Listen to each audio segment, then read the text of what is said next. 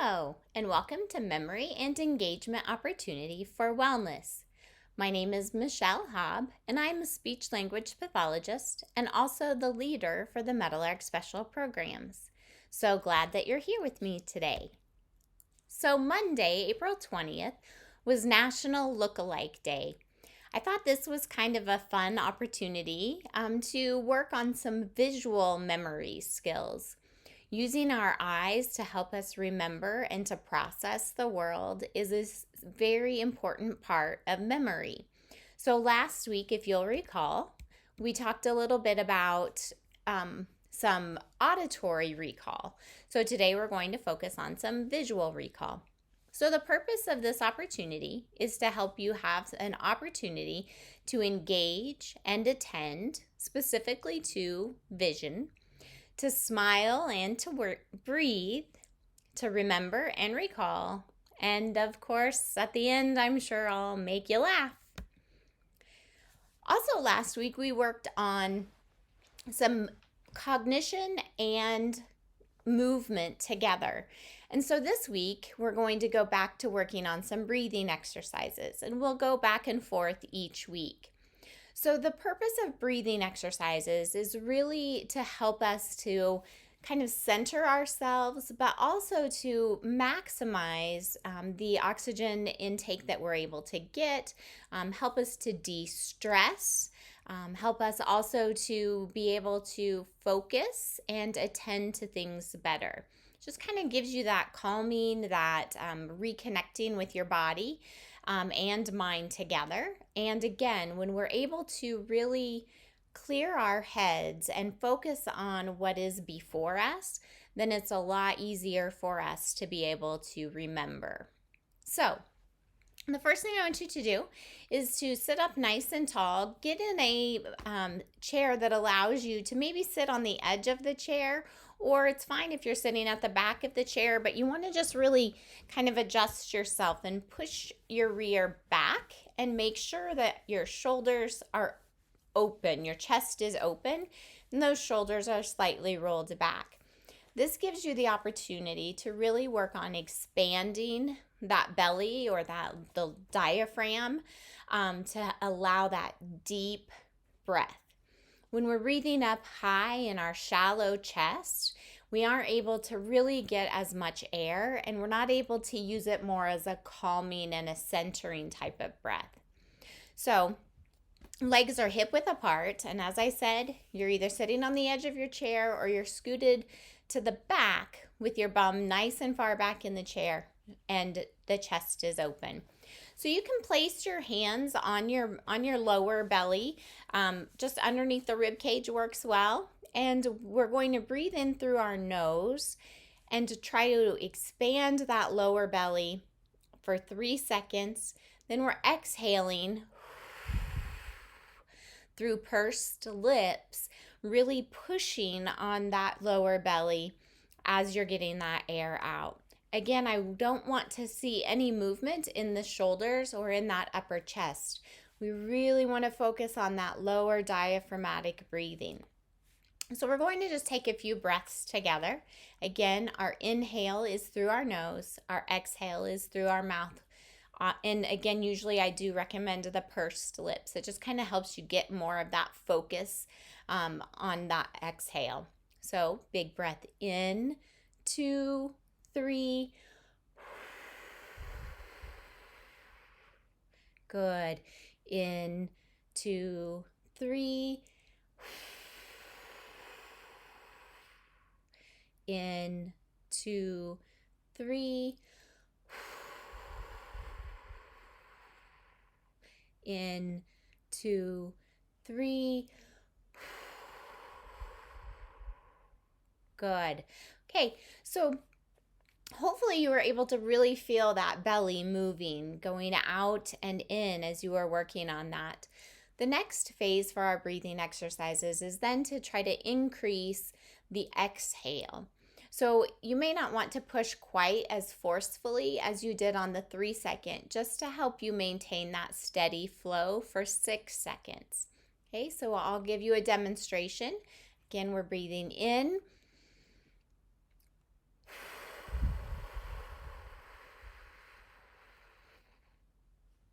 And in, 2, 3.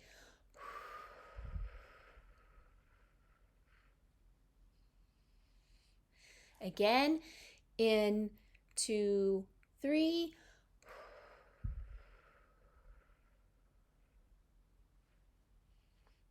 Good. And one more. In, 2, 3.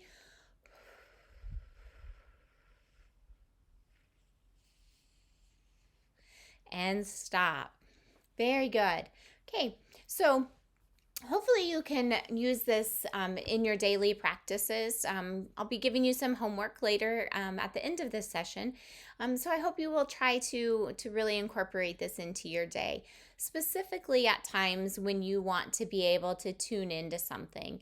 Maybe you have a set time every night that you visit with family or friends on the phone or through video. That would be a really great time to practice your breathing right before those calls.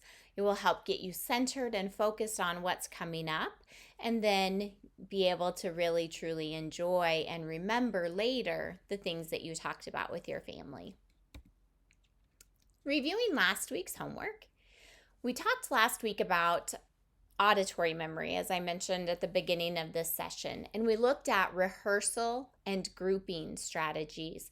So rehearsal is where we're going to repeat and rehearse over and over what it is that we want to recall.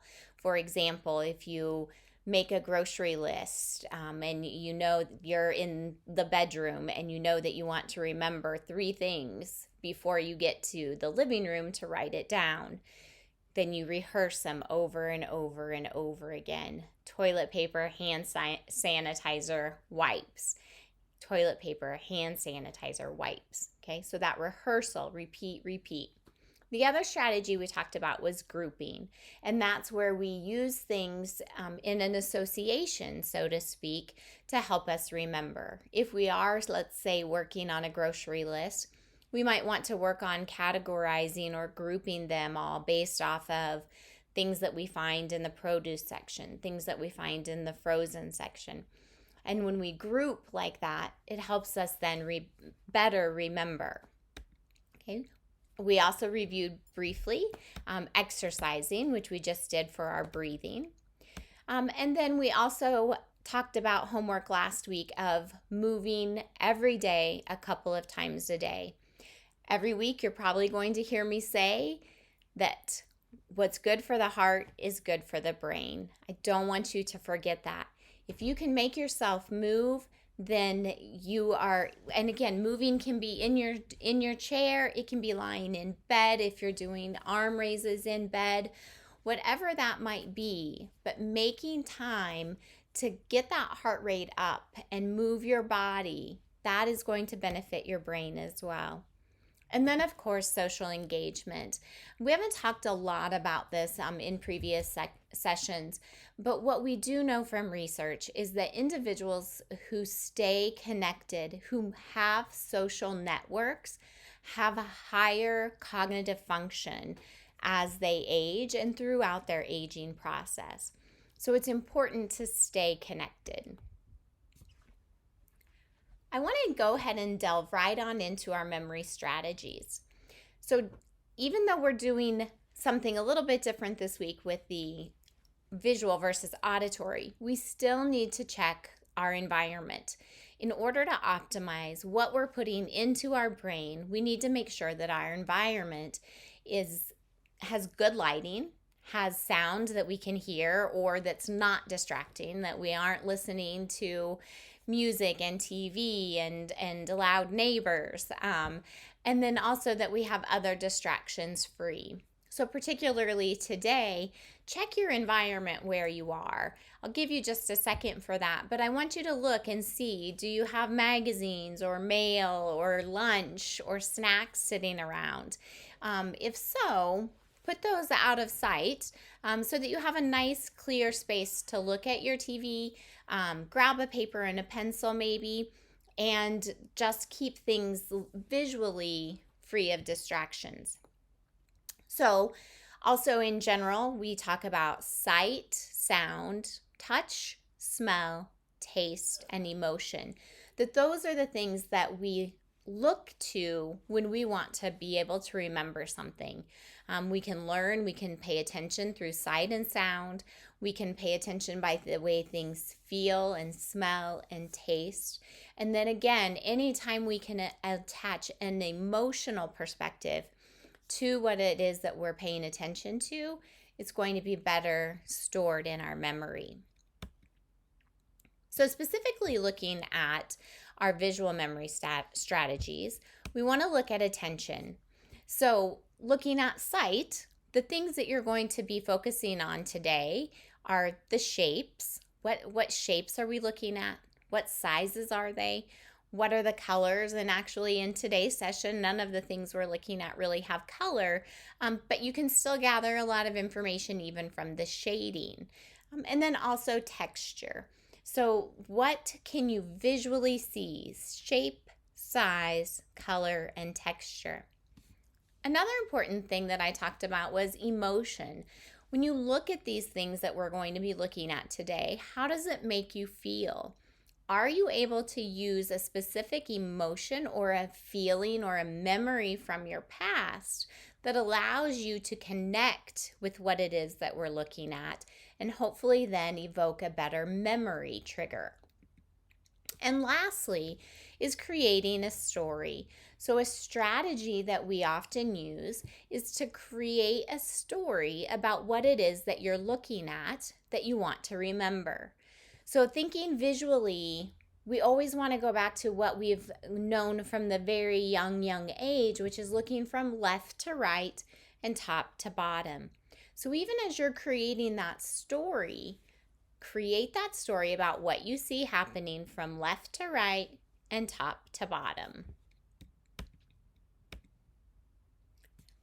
A couple other things to think about with visual memory. Oftentimes, and especially when we get started looking at something, we want to look at it in a gestalt way. What's the big picture? What's happening here? This might also evoke some of that emotion and also help you get started on that storytelling. But then again, we want to still go back to that scanning. So this is our true bread and butter, left to right, top to bottom. So keep those in mind as we go throughout the session today. So I apologize, this picture on the right is a little bit blurry, but you can still see the basics of everything you need here. So what I want you to do now is we're going to look at these two pictures. The first picture on the left looks almost exactly the same as the picture on the right. But take a couple seconds here and try to see what is the difference.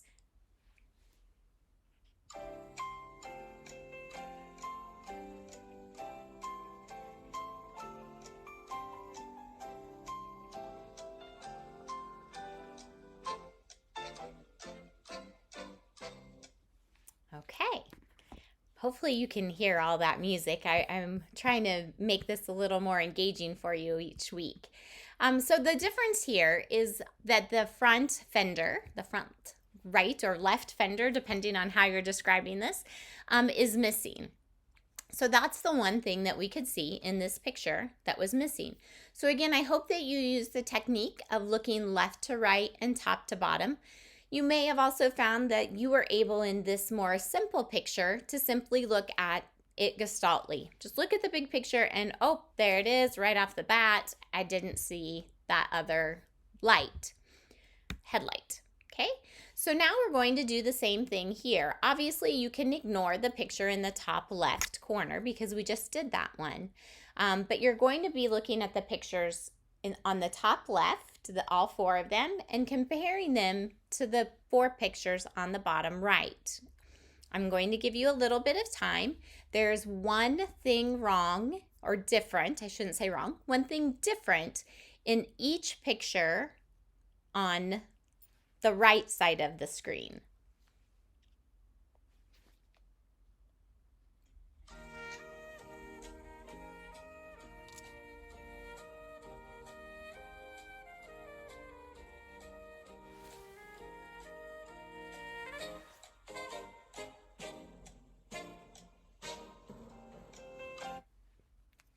Okay, all right. So as I mentioned, we have the picture on the left, which we already knew was that front headlight as a difference. Okay, now again, keeping with our moving left to right, the other thing on the pickup truck is the grill. So the grill is missing on that front one. And then as we look at the bottom left, we see that there are 3 circles. And then finally, what did you see on the last one? The old wagon. And yes, it is the tire or the wheel of that last one that wasn't accurately copied from the pictures in the top left. Okay, so hopefully that was a good warm-up for you there. So again, looking, scanning, trying to look at things left to right and top to bottom. Okay, so for this next one, I'm going to give you a little bit of time here, and I want you just to process what it is that you're seeing in this picture.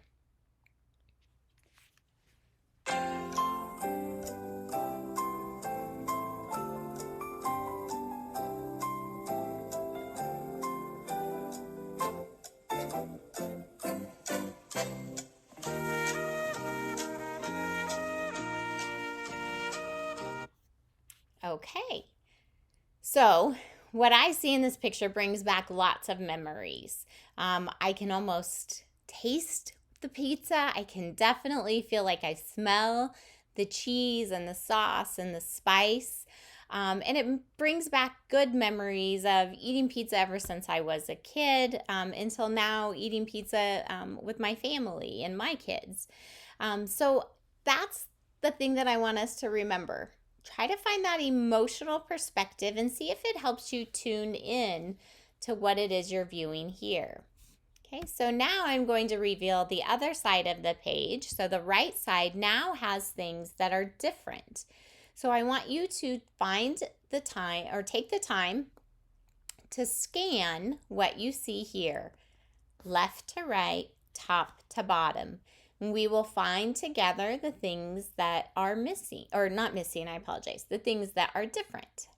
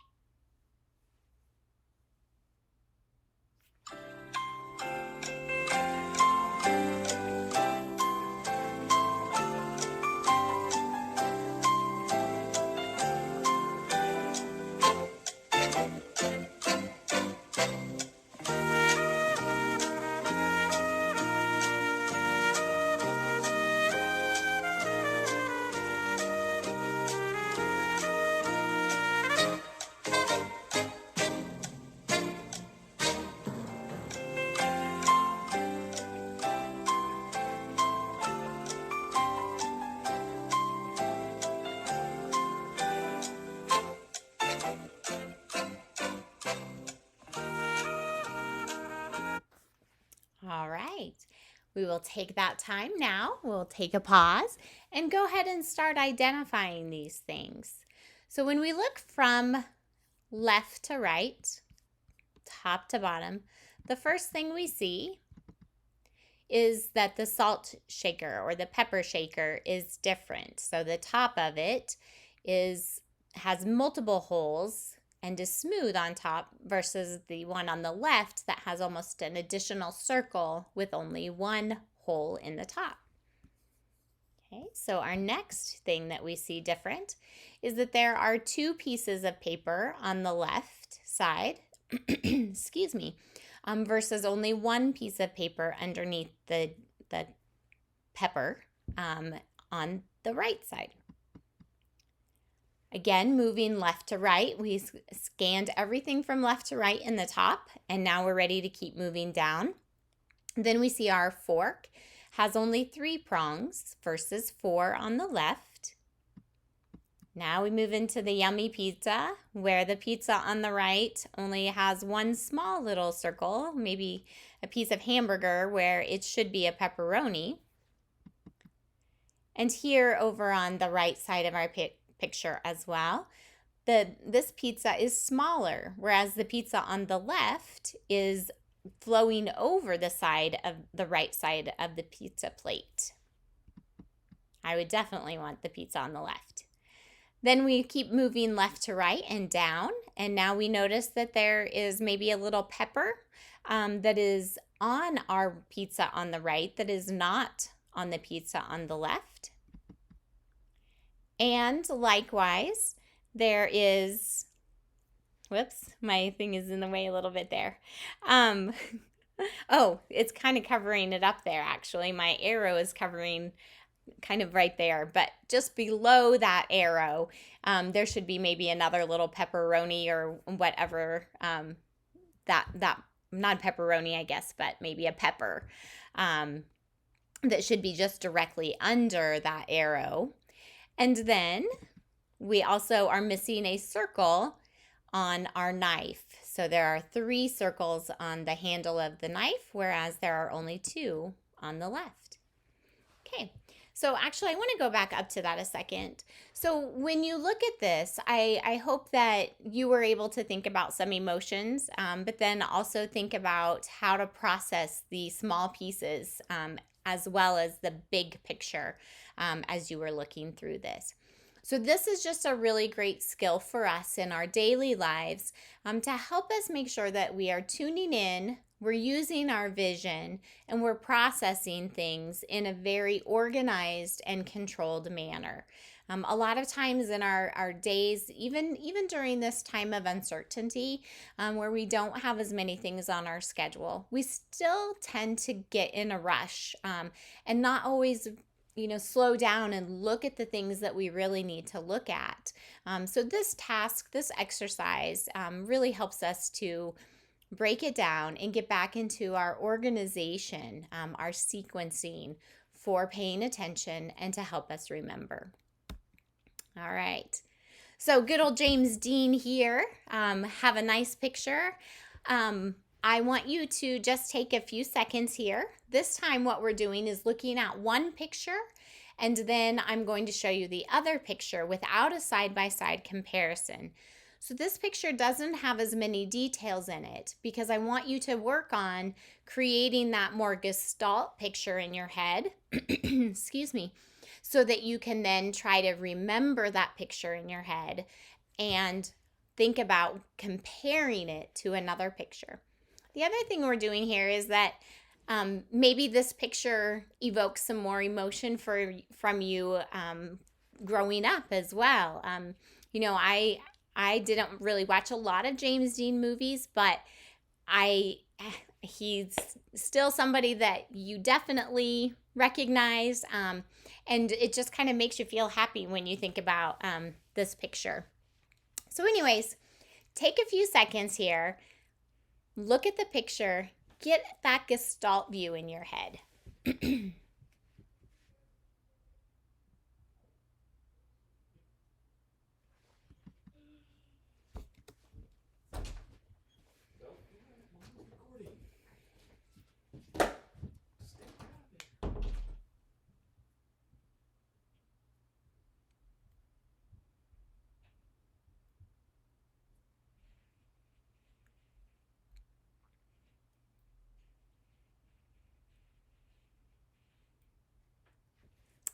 All right, so after looking at this first picture, now I want you to go to this picture, okay? Actually, I'm going to have just a break here for just a second. All right, there we go. Okay, so now what I want you to do is process this new picture and try to think of what items or what things look different to you here.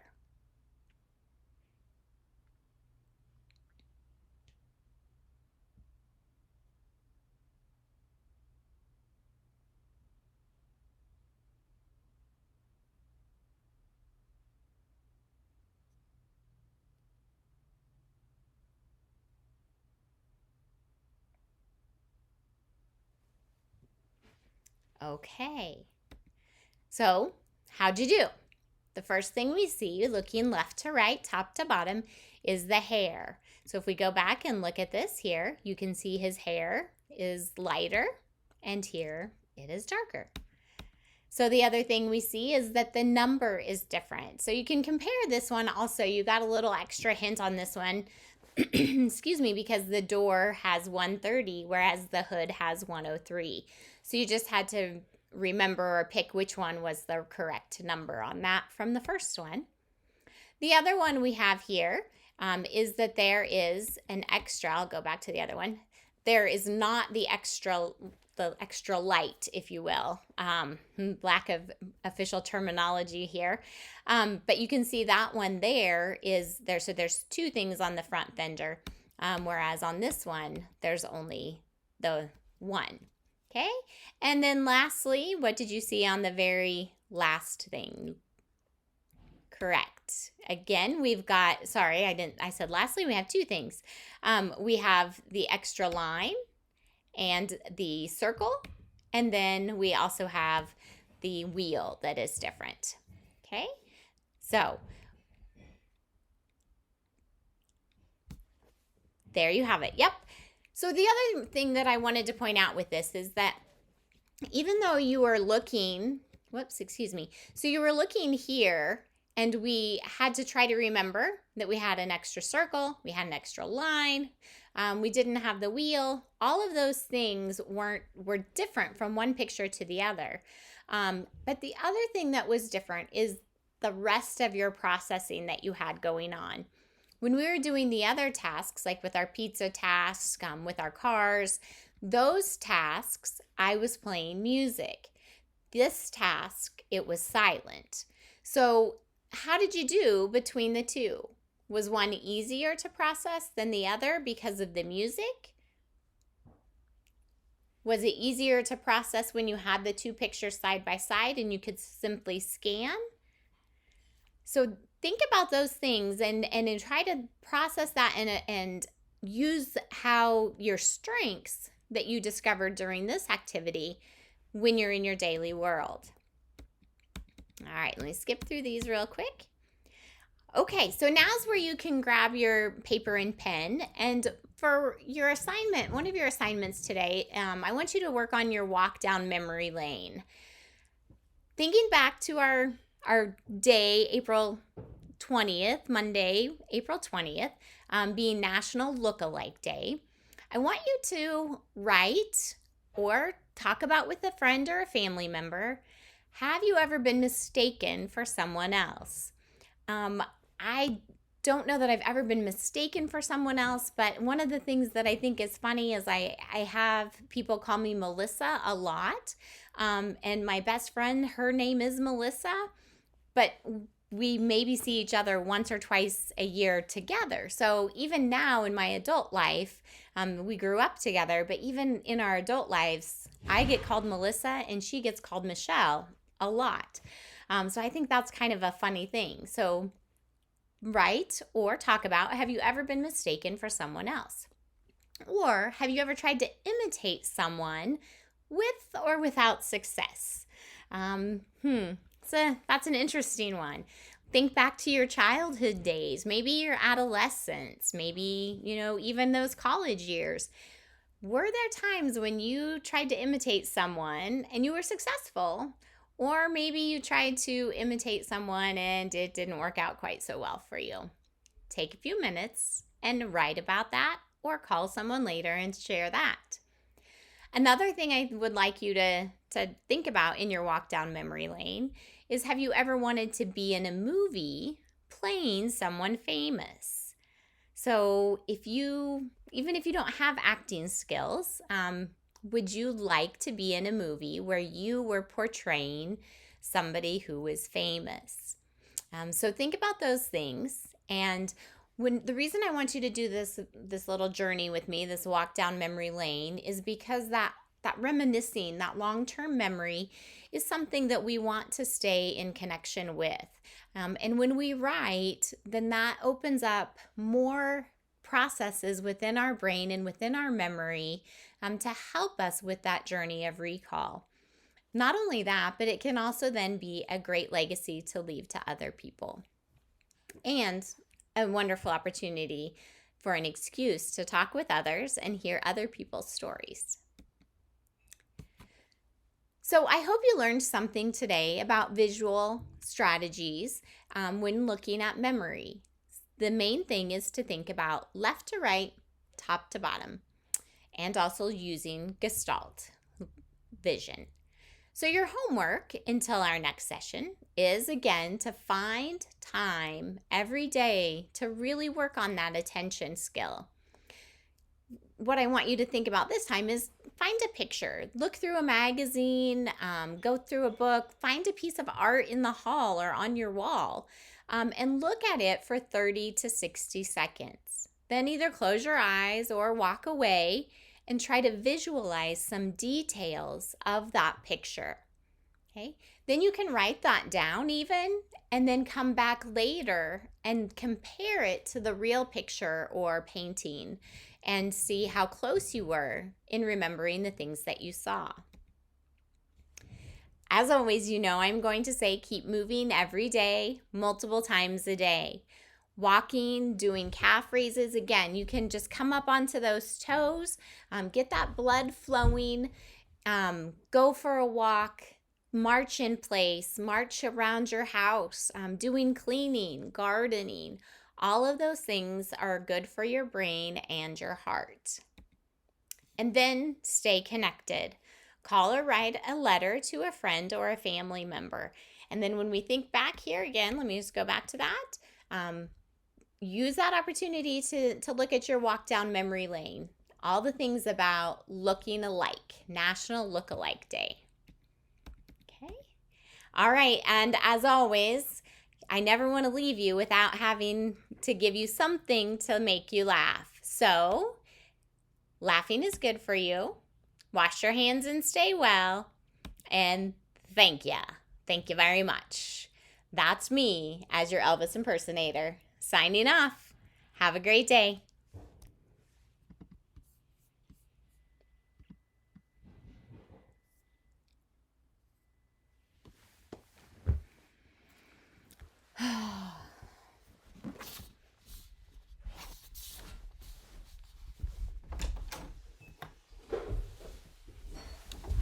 Guess I need to have a sign on my door that says recording, do not enter. I'm hoping that it was just at the right spot. Oh, it's still recording actually.